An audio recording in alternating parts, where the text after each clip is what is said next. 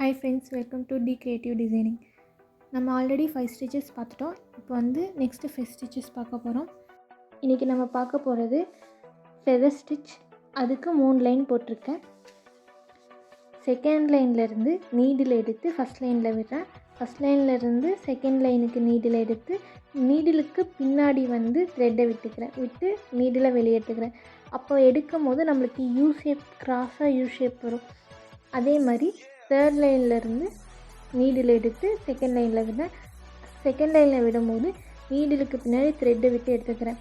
இதுதான் வந்து feather stitch. நம்மளுக்கு வந்து யூ ஷேப் வந்து கிராஸாக வரும்.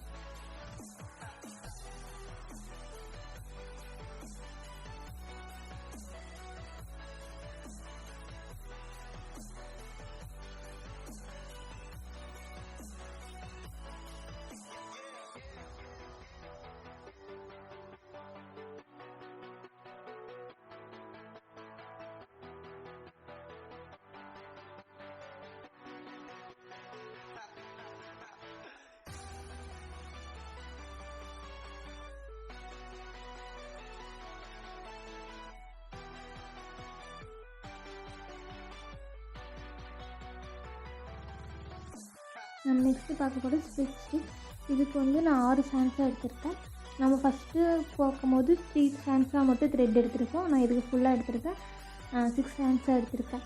ஒரு லைன் போட்டுக்கிறேன். அந்த லைனில் வந்து ஃபஸ்ட்டு பாயிண்ட்லேருந்து நீடில் வெளியே எடுத்து செகண்ட் பாயிண்டில் விடுறேன்.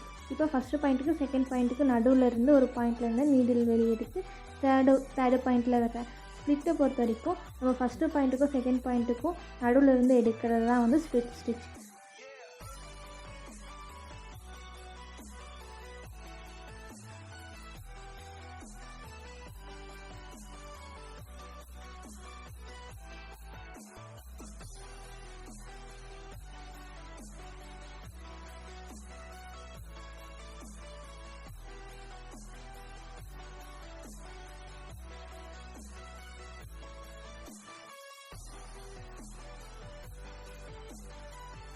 தேர்ட் ஸ்டிச் வந்து பிளாங்கெட். இதுக்கு நான் 2 லைன் போட்டிருக்கேன். ஃபஸ்ட் லைன்லேருந்து நீடில் எடுத்து செகண்ட் லைன்லேருந்து ஃபஸ்ட் லைனுக்கு நீடில் ஜாயின் பண்ணுறேன். அப்படி ஜாயின் பண்ணும்போது அந்த நீடிலுக்கு பின்னாடி த்ரெட்டு விட்டு எடுத்துக்கிறேன். இப்படி எடுக்கும்போது என்ன ஆஃப் டீ மாதிரி வரும். இதுதான் வந்து பிளாங்கெட்.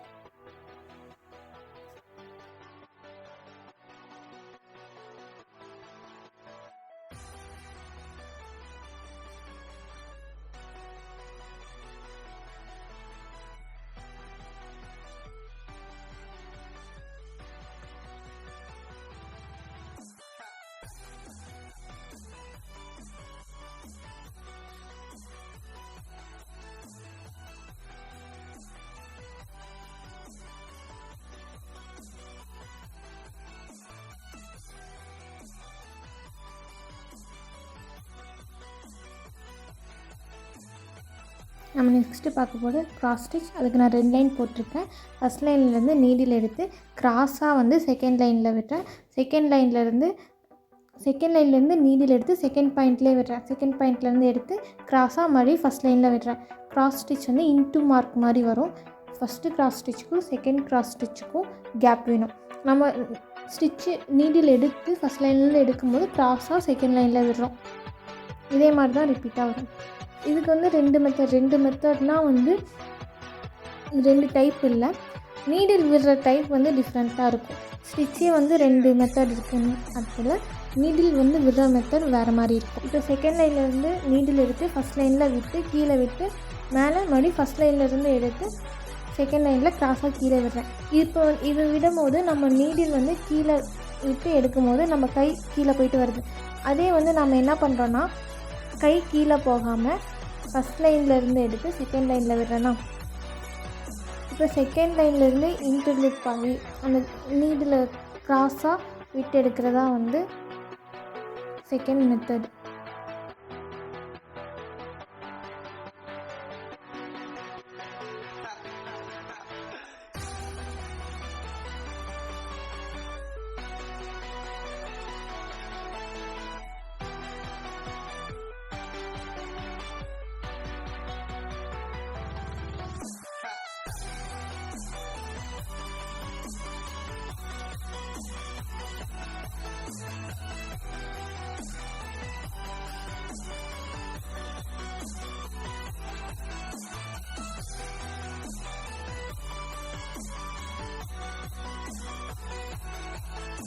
நம்ம லாஸ்ட்டாக பார்க்க போகிறது ஹெரிங்போன் ஸ்டிச். இதுக்கு நான் 2 லைன் போட்டிருக்கேன். ஃபஸ்ட்டு பாயிண்ட்டில் இருந்து நீடில் வெளியே எடுத்து செகண்ட் பாயிண்ட்டில் விட்டு செகண்ட் பாயிண்ட்டுக்கு தேர்டு பாயிண்ட்டுக்கு ஜாயின் பண்ணுறேன். ஜாயின் பண்ணி தேர்டு பாயிண்ட்லேருந்து எடுத்து ஃபோர்த்து பாயிண்ட்டில் விடுறேன். 4th to 5th ஜாயின் பண்ணுறேன். 5th இப்போது 6th பாயிண்ட் விடுறேன். 6th to 7th ஜாயின் பண்ணுறேன்.